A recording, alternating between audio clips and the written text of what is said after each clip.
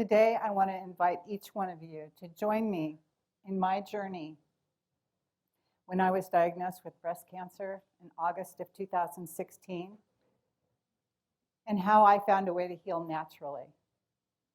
And today, I am 100% cancer-free.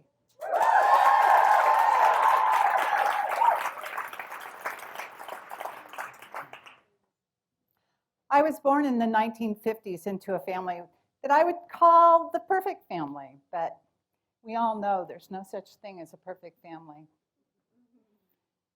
My family believed in hard work, and if you didn't know how to do something, you researched it until you figured it out. It wasn't until I was diagnosed with breast cancer that I realized that maybe this was the perfect family. Because when I was faced with the dire prospects of what the medical community was presenting to me, I knew that I had to find another way.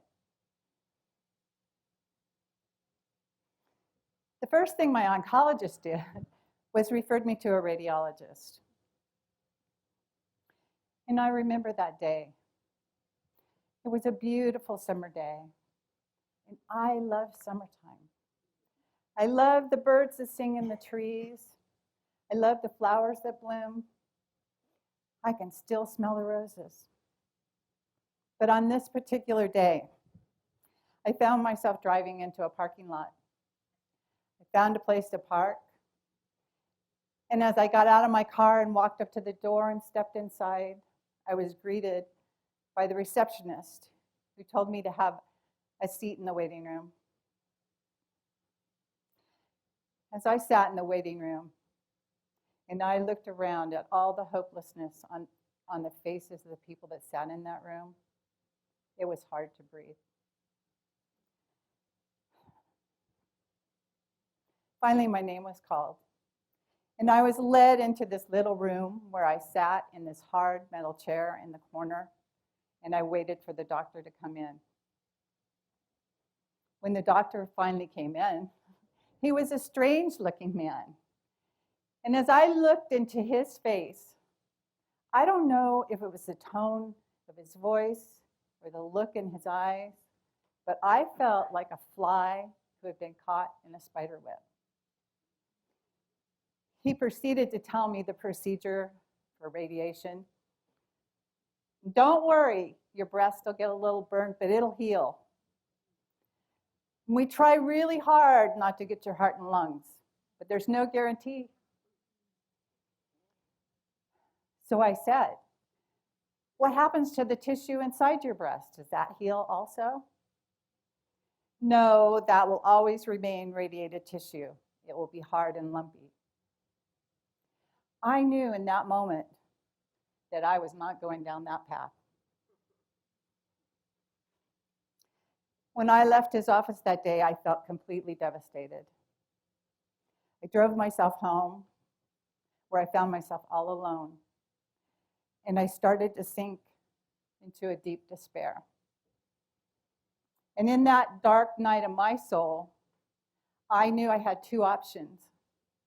I could go the traditional medical route, or I could find another way to heal. And as I was swirling around in that darkness, I heard this voice in the back of my head that said, if you have the faith of a grain of mustard seed, you can move mountains.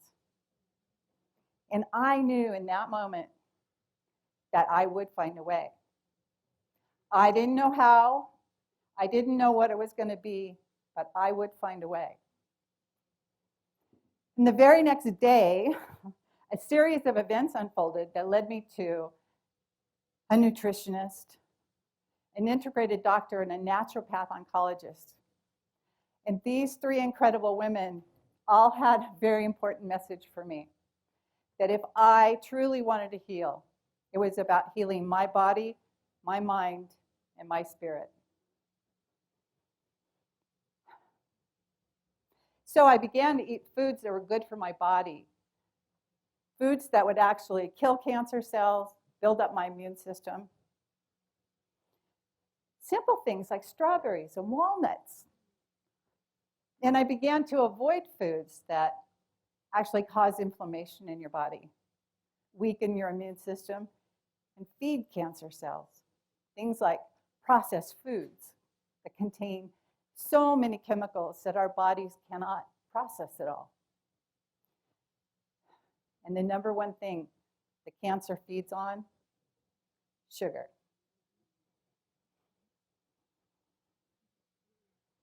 So as I began to feel stronger in my body, and I wasn't even consciously aware of it, but I knew it was time to work on my mind and my spirit. I started having visions of the day I was born. And I saw that little girl full of hope and joy. She sparkled, and I was in awe of her. And then I had a memory of when I was 9 years old. And when I was 9 years old, my parents divorced. Lives were shattered, hearts were broken, and we as children just sat there and watched. And in that moment, I made a decision that I would do everything in my power to make my mother smile again. So as I was swirling around in that vortex of emotion, I knew that I had to find a way to step out of that and get a different perspective. So I decided to step into a helicopter. It was like watching a movie, the actors on the stage. And I realized in that moment that I had sacrificed that little girl who had hopes and dreams of her own. There was nothing I could do to change anything that happened that day. I didn't have the power. Today I do things a little bit differently. I look at things from a whole different perspective. But what I realized in that moment was that I had created a belief that I was still carrying with me today. And just that one belief had recreated things in my life that were manifesting in ways that I wasn't even aware of. For years, I continually picked poor relationships. I picked men who were broken because I thought I could fix them. I had all the keys. For many years, I worked as a professional, a very successful professional in the senior housing industry. I knew how to make those people money. The owners loved me. I knew all the right things to do. But what I realized is that I abandoned that little girl and I locked her away in a closet. I had become a robot. But today, I don't lock that little girl away anymore. Instead, I ask her things like, what makes you happy? Things that make her happy, like four-wheel driving with my daughter and my grandchildren. Adventuring to the Amazon in the middle of the night and hunting for alligators.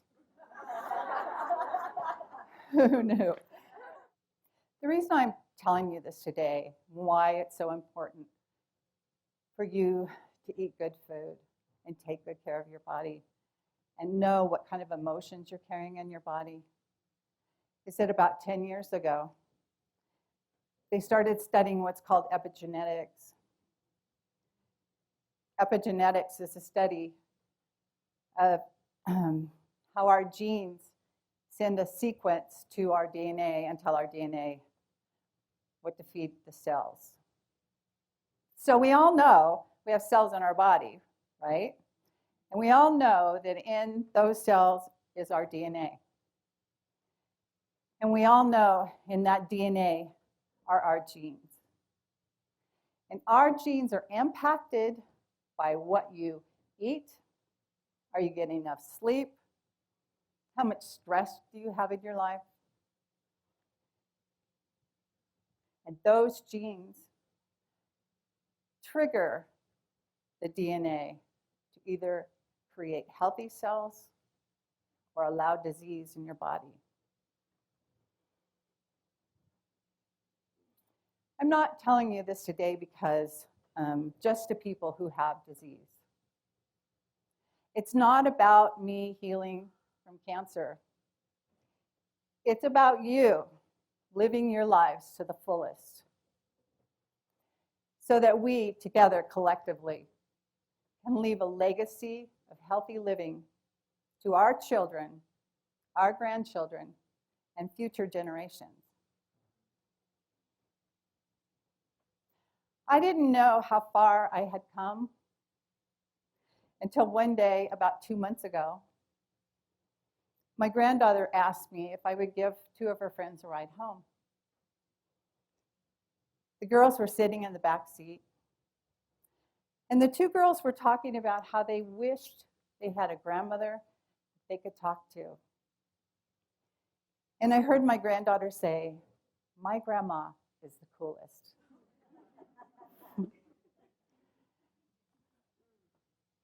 I dropped the 2 girls off, and as we drove away, my granddaughter looked at me and said, "Grandma, you really are my role model." Those words went straight into my heart.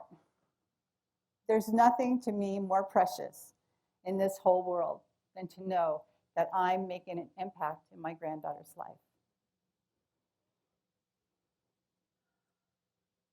So my challenge to you today is, what are you putting into your body that's telling your DNA what to do? And are you living a fulfilled life? And do you do what truly makes you happy? Thank you.